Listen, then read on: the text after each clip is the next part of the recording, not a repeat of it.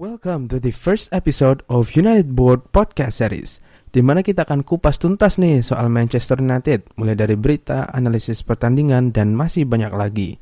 Sesuai dengan tema kita di episode kali ini, kita akan bahas nih soal sebenarnya Van de Beek ini salah posisi apa enggak sih di United. Stay tuned. Hunting hungrily, Greenwood, Rashford's in here and scores! Fernandes who orchestrates another set piece and flicks it for Martial! Squeezed it through Ederson and established a United lead on Derby Day. Goalkeeping culpability, yes, but what a splendid. His clearance is hurried back by McTominay. Red letter day. Scott McTominay.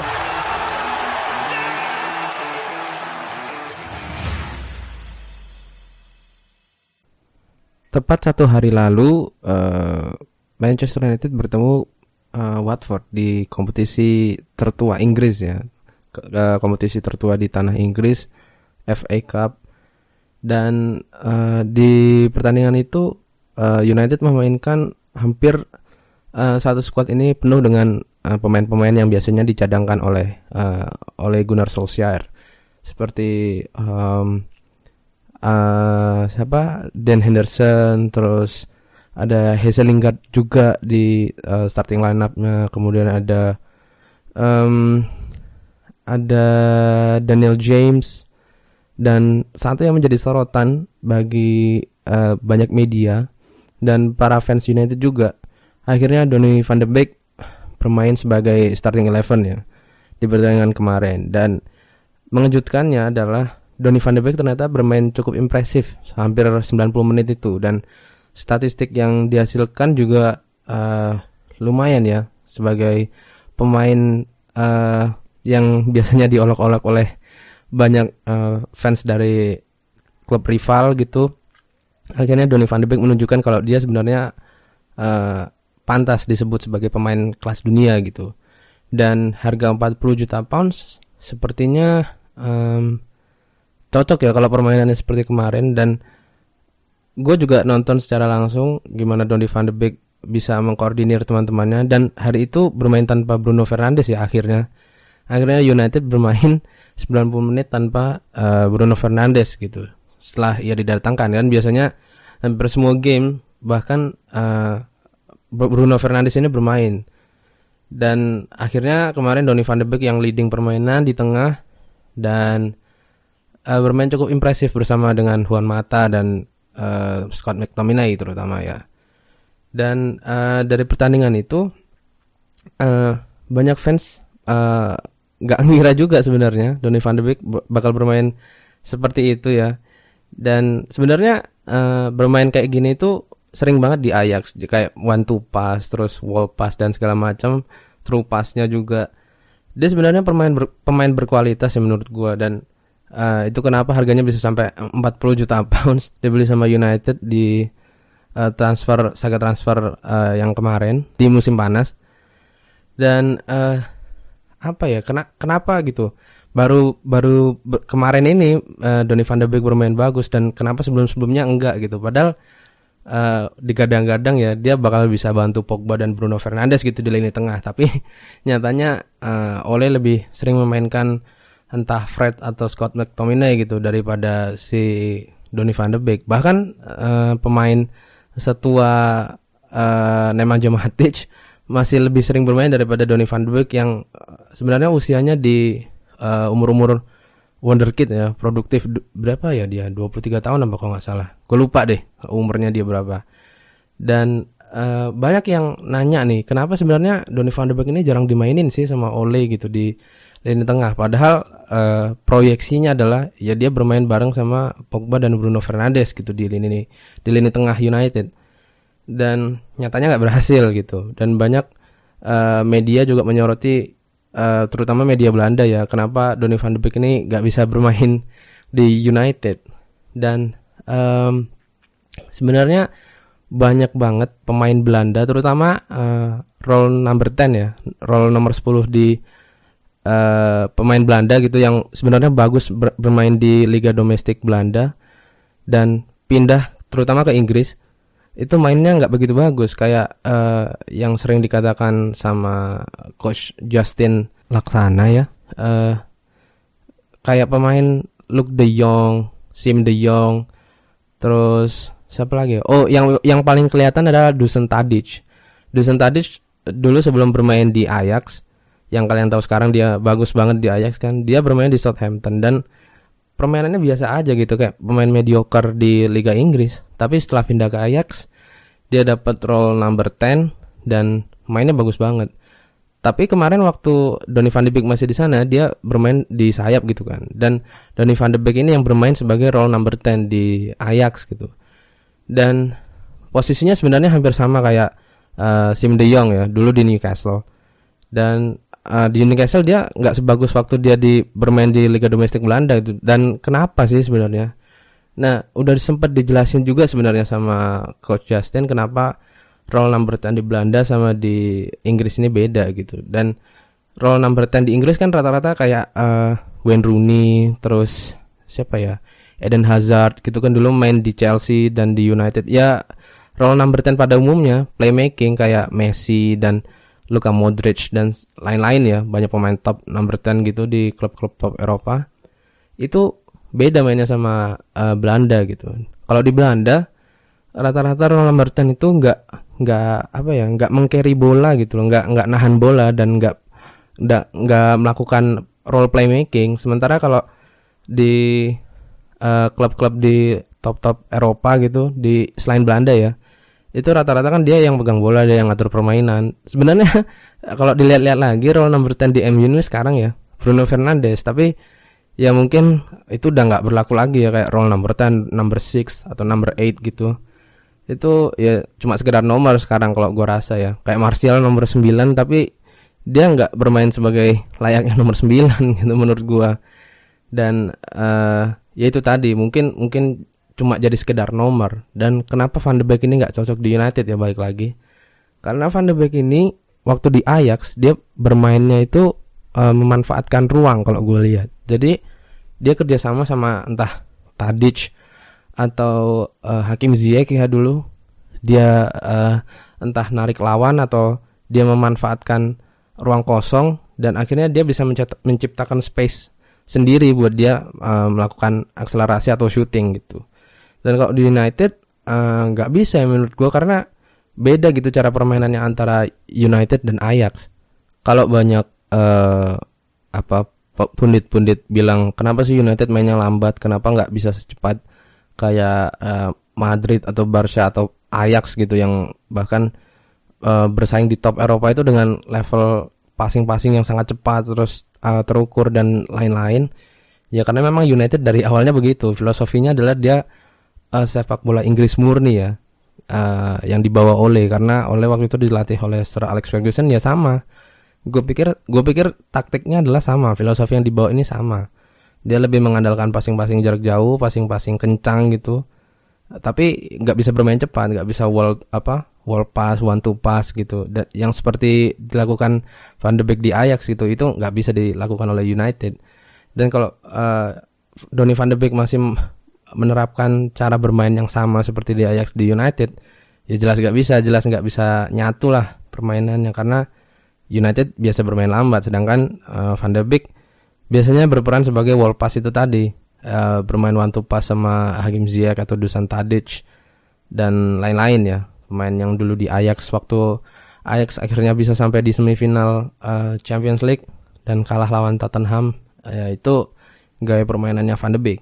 Sementara kalau di United dia diposisikan sebenarnya sebagai nomor 6 sih menurut gua karena yang bisa meng-carry bola kan si Bruno dan si Pogba ya di lini tengah. Itu kalau mereka bertiga main ya. Dan karena biasanya yang bermain di starting kan si Scott McTominay, terus Fred dan Bruno Fernandes. Si McTominay sama Fred itu berperan sebagai sweeper gitu yang meng-clearance bola. Sementara si Bruno Fernandes membantu lini depan United, si siapa? Rashford, Martial atau Greenwood ketika bermain ya.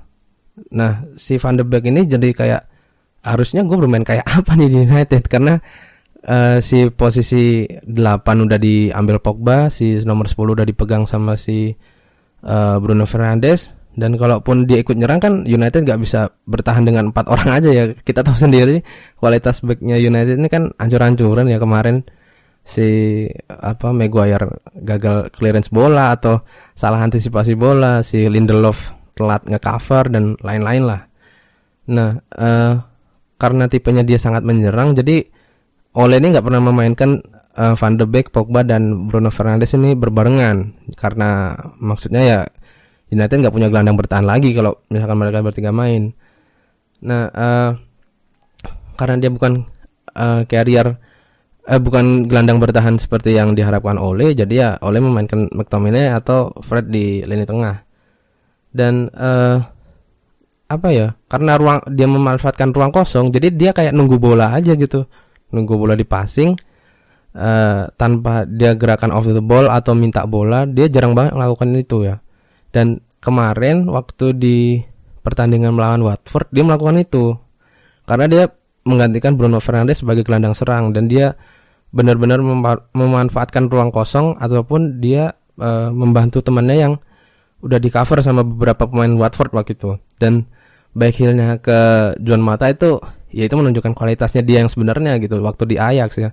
Dia bermain one to pass, dia main walk pass, dan akhirnya dia through pass dengan back heel itu ke Juan Mata. Nah, terus mungkin banyak yang nanya ya, sebenarnya kalau misalkan United berencana buat beli Van de Beek di saga transfer yang kemarin, itu diproyeksiin buat apa gitu sebenarnya. Kalau misalkan jarang main dan gak bisa berkembang dengan umur yang segini, harusnya dia bisa lebih sering dimainkan ya, bisa lebih menambah jam terbang lagi biar bisa menyesuaikan kedalaman skuadnya dengan skuad utama gitu. Kita tahu sendiri kalau United antara starting 11-nya dan cadangan ini kualitasnya beda banget sama kayak Man City ya. Man City antara cadangan dan starting 11 kualitasnya hampir sama, sementara United ini terpaut jauh banget gitu antara starting 11 dan cadangan. Nah, kalau dari tim United Board sendiri memprediksi kita bukan analis yang melihat statistik banget. Kita juga nonton beberapa pertandingan Donny van de Beek waktu di Ajax dan di United ini bedanya kayak apa dan sebenarnya harusnya kayak gimana.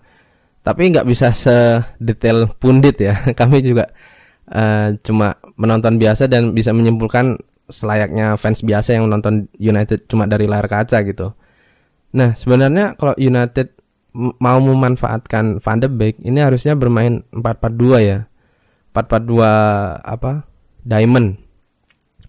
Dimana Bruno Fernandes itu bisa bermain di bagian sayap, di RMF atau LMF bersama dengan Pogba ya, bermain playmaking dari sisi sayap, karena kita tahu sayap United ini kan bagus banget penetrasi dari sayapnya ya, terutama oleh kencangnya larinya Rashford dan Martial atau Greenwood dan Daniel James gitu. Kita bisa eksploitasi dari sisi sayap lah, dan kita memainkan bisa juga Bruno Fernandes main di tengah bersama Van de Beek ini, dan resikonya ya defensive midfielder-nya kita nggak ada kalau misalkan mainkan Bruno Fernandes di tengah. Nah, kalau misalkan kita main 4-4-2, di sayap kita bisa kasih Bruno Fernandes atau si Pogba, di depan kita bisa taruh Martial atau Rashford bersama dengan Cavani, si nomor 9 murni. Karena kita tahu kalau si Martial ini bukan 9 murni ya, dia biasa main di sayap. Jadi kalau misalkan dia ditaruh di striker, dia biasanya agak nyamping gitu posisinya. Jadi nggak bisa ditaruh di nggak bisa, Bruno Fernandes ini nggak bisa ngasih through pass lewat tengah gitu, karena Martial ini biasanya agak nyamping gitu. Dan di tengah kita bisa taruh Van de Beek atau dengan gelandang bertahan satu, entah Fred atau Scott McTominay, atau bisa juga jadi si Pogba dan Fernandes ini di tengah. Terus di LMF dan RMF kita taruh pemain yang kenceng-kenceng kayak Rashford atau Daniel James, dan bisa juga Juan Mata ya kalau misalkan bisa, kalau mau bermain lambat gitu, bermain dari build up dari lini tengah ke depan tanpa counter gitu. Atau bisa juga naruh si Greenwood, menurut gue masih lumayan bisa lah karena dia masih punya speed juga dan kontrol bola yang lumayan baik ya Greenwood. Dan Van de Beek ini juga bisa berperan sebagai second striker yang bermain agak ke tengah gitu. Jadi ya antara second striker atau AMF gitu, attacking midfielder.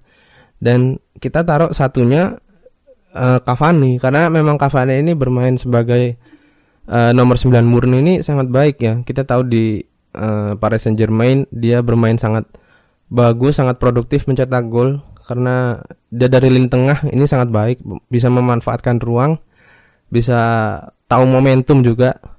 Nah, ini yang bakal kita bahas juga ya sebenarnya nanti. Sebenarnya apa kelemahan United, kenapa United bisa begitu terpuruknya dalam hal menyerang ataupun bertahan gitu. Kita akan bahas di episode selanjutnya.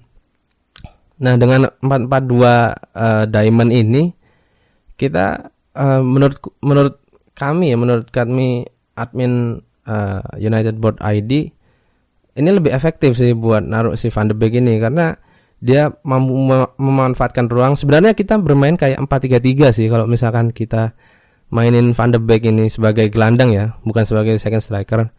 Karena ya itu tadi, karena si Coach Justin juga pernah bilang United ini bermain kayak 10 orang gitu kalau si Van de Beek main. Memang karena dia gak bisa create chances lewat bola yang dia pegang gitu. Dia gak bisa nahan bola untuk menciptakan peluang, tapi dia bisa nyari ruang untuk bisa ngambil second chancesnya oleh United gitu. Jadi ketika ada serangan dari Bruno Fernandes atau Pogba atau Rashford gitu, nah si Donny van de Beek ini bisa recover bola gitu, bisa entah di tiang jauh atau ngambil dari kerumunan pertahanan lawan gitu. Itu Donny van de Beek sangat baik menurut kami ya, karena di beberapa pertandingan Ajax itu dia bekerja sama dengan Hakim Ziyech. Nah, ini biasanya Hakim Ziyech dan Dusan Tadic ini menarik lawan. Jadi Donny van de Beek ini dari blind side dia masuk dan akhirnya bisa mencetak gol atau create chances, memberikan crossing ke mereka lagi gitu atau ke strikernya. Atau Donny van de Beek juga bisa menarik lawan sehingga entah Dusan Tadic atau Hakim Ziyech ini bisa masuk dan bisa create chances gitu. Dan itu sih menurut kami kenapa Donny van de Beek kurang cocok main di United. Ya sebenarnya masih 50-50 lah ya. Peluang dia bisa bermain bagus di United atau tidak gitu. Karena nggak sedikit juga pundit di luar yang mengatakan sebenarnya Donny van de Beek ini bisa main kok di United.